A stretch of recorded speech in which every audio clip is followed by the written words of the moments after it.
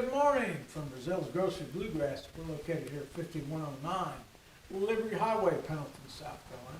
I'm your host today, along with my co-host, who's on the side over there. You'll see him in a minute, Mark Stoudemire. Our guest for today is Miss Marion. Marin, I'm sorry. That's Marin. okay. And what's your Martha. Yeah, and what's your real name? I know you as Dameron. Right, Dameron Reeves. Dameron Reeves. I got it now. Okay, thank you for being here. Today is Wednesday, September 25th, 2024. Weather outside 75 degrees and cloudy skies. High today, supposed to reach 79 degrees. By 2 p.m. this afternoon, there's a 31% chance of rain. A lot more coming Thursday and Friday. A beautiful day in the upstate. I'm going to get my co-host here. We're going to do a little tune for you, our regular tune. Yeah, a regular tune. We'll just one verse of it, and then we'll get back to the show. So hope you enjoy this for our show tune. This is what we call our theme song, Yeah. Hot Corn, Cold Corn, Bring Along the Demijohn. 1 and a 2 and a 3 and a 4 and a hot corn, cold corn, bring along the Demijohn. Hot corn, cold corn, bring along the Demijohn. Hot corn, cold corn, bring along the Demijohn. Fair enough, we'll see it in the morning. Yes, sir. Well, it's upstairs, downstairs, out in the kitchen. Upstairs, downstairs, out in the kitchen. Upstairs, downstairs, out in the kitchen. See all the wheels just raring in the kitchen. Yes, sir. Hot corn, cold corn, bring along the Demijohn. Hot corn, cold corn, bring along the Demijohn. Hot corn, cold corn, bring along the Demijohn. Farewell, Uncle Bill, see you in the morning. Yes, sir. Hey, hope you folks enjoyed that. Thank y'all. I'll step Taste aside of our now. bluegrass stuff that goes on here all the time. We hope you enjoyed that. Okay, our shout outs go to Jane, Heather, Josh, Carter, Blaine, Hampton, Hudson, Kenzie, Kim, Josh, Blakely, Grant, Sil, Heidi, Charlie, Harper, and of course, always loving Mark. Here at Breazeale's Grocery Bluegrass, we have music lessons. All week we teach fiddle, here's our teacher, and classical fiddle, or classical violin, let's say. Here she is. Mandolin, over here, Mark, he teaches mandolin and the bass. And he could probably teach you guitar. And we teach banjo. Our banjo instructor is not here this morning. He's usually here, but a lot of his students canceled this morning, so he'll be here from 2 to 7 tonight with students. So, okay, we teach anything with a string on it. We have the best instructors in the upstate by far, and I think we really do. And for more information on instruction, you can call me, Don, at 864-376-1482. Again, that's 864-376-1482, and I can attach you to whatever instrument you want to play. I'll get you a teacher for that here at Breazeale's. Okay, if you please check on the subscribe button below. You see that little subscribe button. To subscribe for our channel. The more subscribers we get, I think it's a good thing. I need to reach, I'm at 561, I need to hit 1,000, and I think I get paid after that. So keep hitting that subscribe button. The sponsor today is Jernigan Orthopedics and Orthobiologics. They're located at 3150 South Carolina, 153 Piedmont, South Carolina, 29673. For appointments, you can call 864-740-5301. Or go online at jerniganshoulderrelief.com. jerniganshoulderrelief.com. Tell them I sent you. We're buddies. I don't know if we give you a discount for that. Tell them I sent you. Musicians, or if you're a musician, or just a listener, or just want to hear good bluegrass music, come on out to the store. It's free. We're every Saturday, 6:30 to 11. By the way, if you want to call while we're on live, you may call at 864-376-1482. We'll answer all your questions if we can. So give us a call if you need to. Again, we're located at 5109 Liberty Highway, Pendleton, South Carolina. The phone number here is 864-376-1482. You can also follow us on our social media pages, YouTube, Facebook under Breazeale Bluegrass, and Instagram under BG Bluegrass. I think if you put in Breazeale's, it'll probably take you to all these sites you need to. Click below to subscribe, remember. We sell hats, shirt, mugs. We also sell instruments, fiddles, mandolins, guitar, bass, banjos, pretty much anything with a string on it. We sell back there, and if we don't have it, I make sure I can get you one. So just let me know. Our guest today is Martha Dameron. Reeves. Martha Dameron Reeves. Marion. Marin. See, it comes from Dameron. Yeah. So if you take off the DA, it's Marin. Oh, yeah. That's my nickname from school. Oh, I can remember that. Okay, Yeah, okay. Anyway, she's a longtime friend and one of our teachers here at Breazeale's. She teaches classical violin, fiddle, classical, and also do the bass. What are you teaching Marta? That's not the bass. Oh, cello. He's learning some cello. Yeah. Cello. Yeah. I didn't know what it was. I couldn't. Yeah, Mine had it's a term, so I okay. put bass. It's violoncello, so it is a kind of violin. Yeah. Yeah. It's just violin, fiddle, and cello, And viola. and viola. Yeah. Too many instruments. Now, It's a- viola's the bigger. Lots fiddle. of, it's like a bigger violin. Yeah. Yeah. Instead of the E string, it's got the lower C string. And if you have a 5-string viola, it's the size of a viola, a bigger instrument with an E string on it. But if you have a 5-string violin, you've got the size of a violin, but it's got the C string lower on it. Yeah. Yeah. Can you play one of those? I can play it. It's a different instrument, though. Yeah. Although I did talk to a woman in Nashville, and I can give you the information for her. We can just put it in the comments below, of someone who makes instruments, and she's in Nashville. And I asked her if she could make a 5-string violin that has a wider bridge on it, so that the spacing is similar to my violin, right? Because that's the hard part about playing a 5-string after you've been playing a 4-string for a long time, is that the strings are closer together and they're a little flatter. So it's hard it's hard enough to hit one string at a time Yeah. on a violin. So so I'm gonna probably contact her in the next few years and have one made. Oh, Yeah, wow. yeah. So, but the late and great Bobby Hicks played my instrument at one point, and he didn't like it because my bridge is so curved. He had a much flatter bridge, so it'd be a lot easier to play double stops. But So maybe I ought to flatten the bridge on my fiddle, huh? if you want to do more double stops and make it easier for you, Oh, really? yeah, you can adjust that to make it better for Bobby you. never told me that. I don't know. You weren't around when he played Yeah. my violin. Yeah, he was like, "How do you play this?" But Yeah. I have so much classical work that I do, so Yeah, she does a lot of classical work. She's a heck of a classical violinist. We've gone several times to hear her perform at a local place here in town.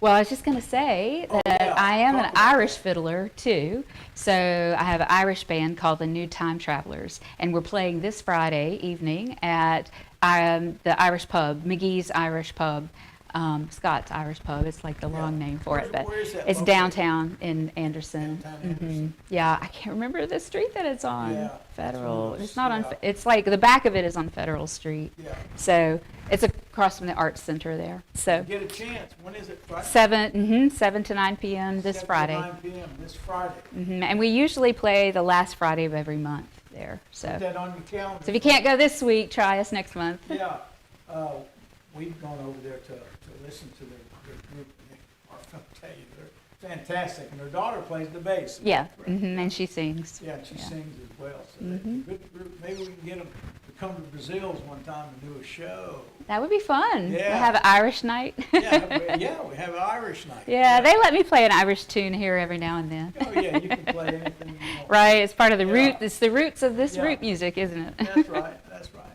Okay, let's talk about your violin. I call it fiddle, but it's the same instrument.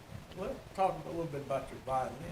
Well, we talked also about the fact that I'm teaching, and I'm as a part of teaching fiddle here. I got the chance this summer to go to Casey Dreesen's Bluegrass Fiddle Camp at the Brevard Music Center, which I highly recommend if you're a fiddler. They're going to do it again next year. This was the first year that they did it. And I went because I wanted to learn more about chopping. And so I've learned some, but I haven't mastered it yet. So maybe the next time I'm on, I'll talk a little bit more about that. But it was hard for me to learn it from the videos. I've watched Casey Dreesen and Daryl Anger, and Daryl Anger was also at the camp.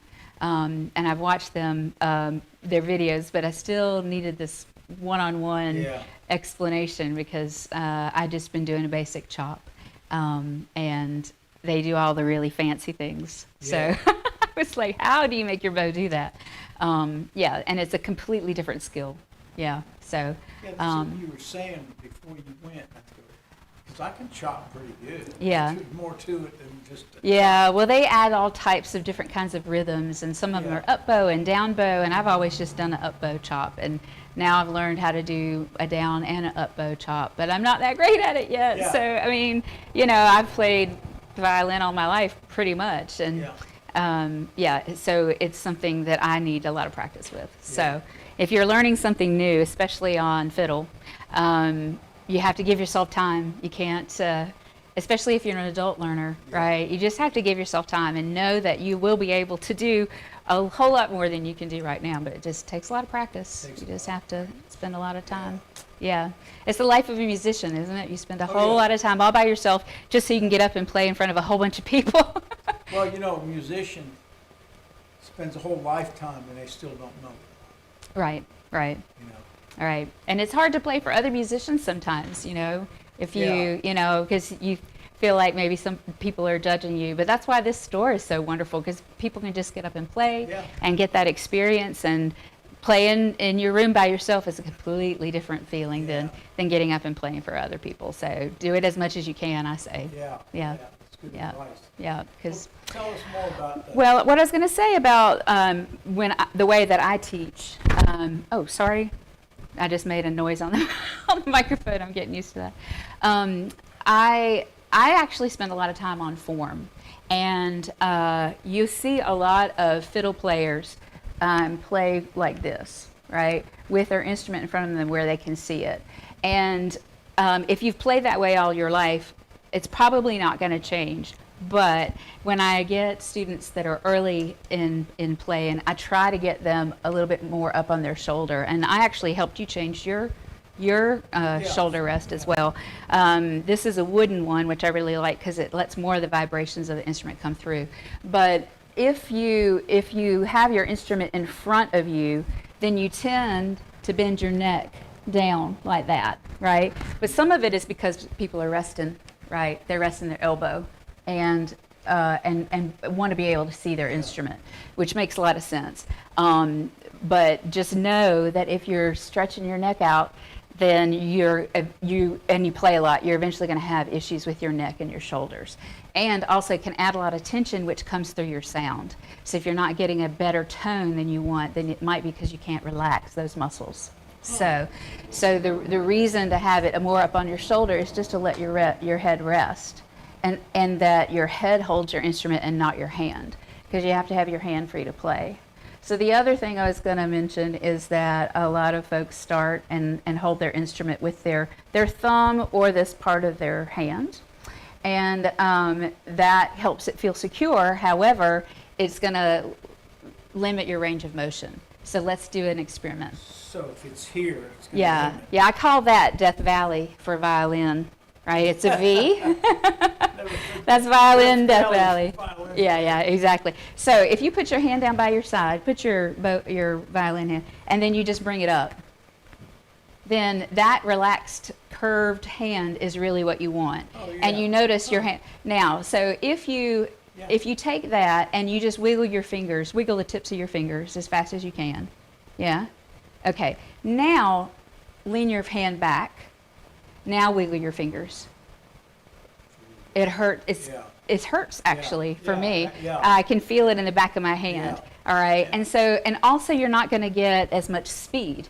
And one of the things that impresses most people about fiddle players is how fast they can play, right? You want to get faster and faster speed. I'm not as fast as I would like to be. I'm getting there. And actually, it's one of the reasons that because I grew up on bluegrass music, but one of the reasons that I play Irish fiddle and bluegrass music is because there's so many notes, right? Yeah. And it's almost meditative kind of thing where you get to play the same song over and over again and try to make it faster and faster. But so starting like this, later on when you play a lot and want to play faster, it's a lot harder to do that. So also if you can keep that frame, it's like a waltzer, right? Somebody who does the waltz, they have to keep their frame, right? And so keeping that frame with your hand is going to help you play in tune better too. Yeah. So sense. also, I did not learn this till I was way older, 30s or something. There's the only muscles in your hand are in your thumb.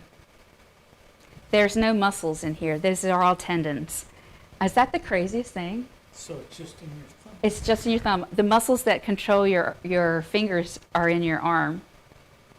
And my dad's an orthopedist. I don't know if you know Bob Dameron. That's my dad, and I never noticed that. Right? So anyway, Your thumb, that doesn't move. right, it's just a little bit in there, but you can can feel it. I don't know if you know the classical violinist Hilary Hahn. She's an amazing classical violinist, and she recently produced an album of the Bach partitas and sonatas, which is there's 6 partitas and 6 sonatas, and they all have like 4 or 5 movements. So it's a huge amount of music, and so you can actually see in her arms, as a result of that experience of that year that she worked on that album, that the muscles in her left arm are much bigger than in this arm because of how many notes she had to play with that. It's really fascinating. Okay, so with that being said, if you can kind of constrict that muscle, especially if you're resting your instrument in that hand or on that muscle, you don't actually get all of the free range of motion that you need. Okay, so that's the left hand. That's your being up on your shoulder, being up a little bit higher. You can't always see your instrument here, so you can always turn your head though. You still can do the same thing, right? But pulling it in front of you. The other thing with staying relaxed now is your bow hand, right? Yeah. So we talked. There's a muscle with your thumb, and I have arthritis, so I still have I'm going to get it fixed at some point, but it doesn't hurt me to play, so I'm okay with that. But my hands look funny because of that. You rest your bow? No, I always rest my bow on the tip of my thumb because the goal is to keep that thumb curved. Yeah. Okay? When you do this, you add tension, and that comes through your sound. Now, the thing about it is, like I said, that chopping was a completely different skill. When you normally hold your bow, in order to have the most relaxed, fast bow hand, you really need to keep this thumb bent. This is the only place on your bow that you're allowed to touch with your fingers, right? The rest of it, you want to keep the rosin on there. But you might notice a lot of people, they have like a darker spot When you say touch with your skin. Like touch you're not the hair. supposed to touch the right. bow hair, right? Because it gets your oils from your That's skin the on it. place you- But that's the only place you're allowed to. And you can see, I cleaned mine recently, but a lot of times it's kind of black down here. Yeah. That's from the oils from your skin.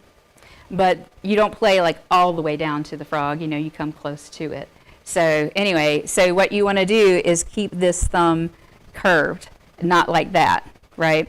So unless you're chopping, which is the completely wrong bow hand, right? So you have correct bow hand, chopping bow hand, because you actually want the tension and the stress and to actually be able to like make a really short noise, all right, and a scratchy noise. So that's the goal. But and Daryl Langer, he's like, good bow hand, bad bow hand, good bow hand, bad bow hand, And actually your pinky on top with the good bow hand, keeping it nice and relaxed, but then when you're chopping, you probably need it straight in order to really balance out your bow and keep that. All right, so that's all I'll say about chopping this time. We'll do a lesson on chopping another time. But the hard part about bowing is actually bowing from your arm. It's your bow arm. your hand follows. So if you're leading with your hand, you're going to have tension and probably not any wrist movement.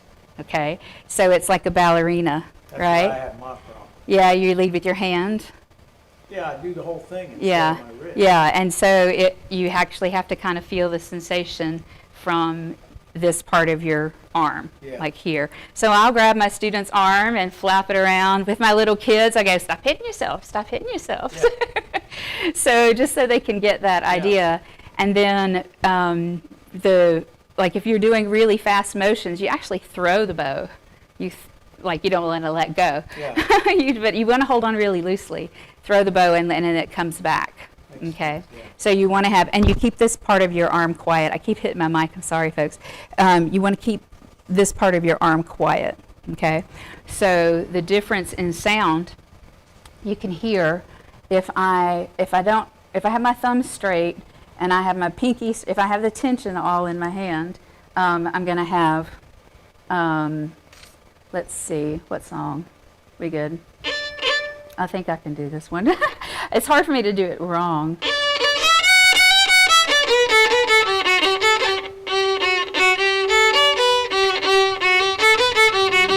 Yeah, I can't get out of the string with that. So if you're into the string, if you're right on top of the string, it's going to sound wispy like, water music.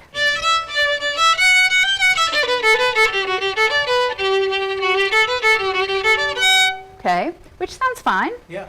But what you want to try and do with your bent fingers is pinch the very beginning of the note. Remember talking about biting the string? Yeah. Yeah. If you put that pressure through the whole bow, you're going to have crunch. Right? So you have to be able to start the note and let the bow ride.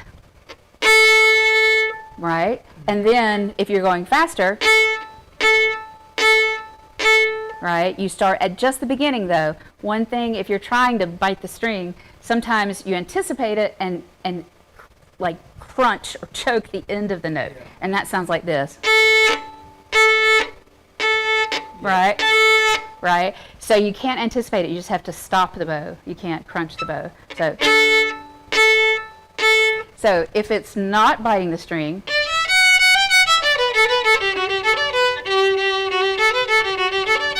sometimes you want that. Maybe for a waltz or something you might want that kind of sound. Yeah. But for most bluegrass tunes,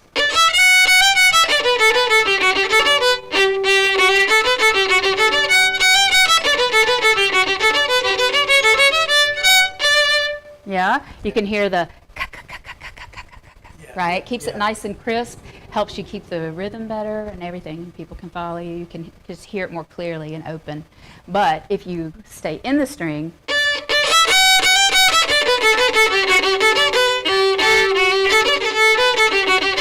right, you can hear it crunching all the way through. Mm-hmm. So if you bite the string, it gets it started, and then just let the bow ride, and it opens up and lets the string roll. Yeah. So those are the things that I try to work on, and then we get to the point where we're just really relaxing, right? If you change strings and changing fingers at the same time, that's a tough thing to do. But that motion is just like this. So, yeah, more like a circle. It's where you get faster and faster. So I just try to start my students out on things that can help them be faster later and have a nice tone. Cool. And keep them from getting hurt. Yeah. Wow. I hope you folks enjoyed Martha here with all she knows. And she knows a bunch about that, the violin/fiddle. And, she teaches here once a week. Oh, I teach here on Tuesdays. Yeah. Yeah, every Tuesday she teaches. So if you want violin or classical fiddle, okay, the producer said we had about 5 minutes left. So I think Farm show. yeah, we got to talk about this. And then we're going to play a little tune from Martin. Yeah. Okay, it's the 7th annual Martin Acevedo Legacy Farm Show, which is held across the street, 5109 Liberty Highway, right across the street at the church over there. It'll be Saturday, October the 5th, 10 a.m. to 3 p.m. Lebanon Baptist Church, 5150 Gentry Road, Anderson, South Carolina, 29621. Try to make it out there. It's going to be a big event. We have one every year. It gets bigger and bigger.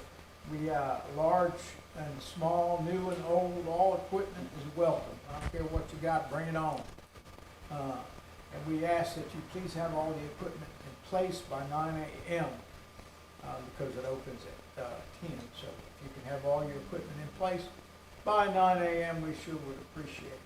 We have ag demos, ag simulators, crafts, raffles, silent auction. We have antique cars and trucks.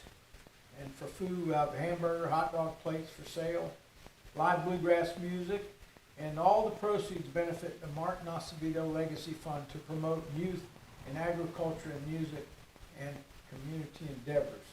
For any more information, if you didn't get all this, you need to write this number down. Call or text 864-844-1839 for more information. Again, that number is 864-844-1839 for more information. Martin Acevedo Legacy Farm Show. Be there, be square, Saturday, October 5th, 10 a.m. to 3 p.m. Yeah, it's a good event. This is our 7th year doing it since after our son passed. So, you ready, Mark? Yeah. No, y'all go ahead and play. I was just. Let's change it up a little bit, Don. Let's Okay. have you do Blue Ridge Cabin Home verse in a couple of choruses, maybe, instead of the popcorn that we sing all the time. What key? What key are y'all in? It's gonna be in G. Okay.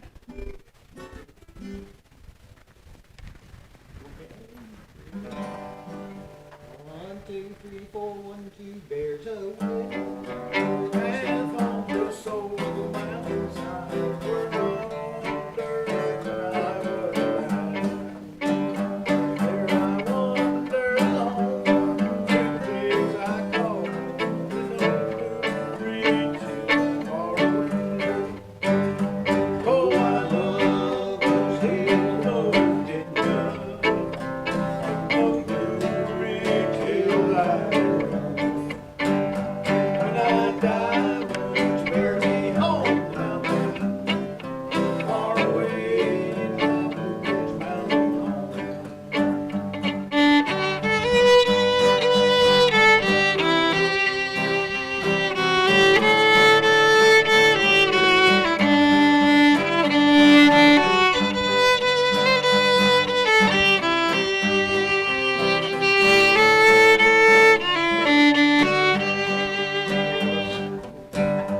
Oh, I love those hills of old with those blue ridge hills I know. When I die, won't bear me home down there, far away in my Blue Ridge Mountain home. Just far away in my Blue Ridge Mountain home. Thank you, folks. Thank you, folks, for y'all. listening. If you like this, please leave a like. And if you have any questions for any of us, please comment below and we'll take a look and try to answer your questions. Aaron didn't tell y'all you're a symphony player in the Anderson Symphony. Yeah, Yeah, Anderson Symphony, next concert November 17th.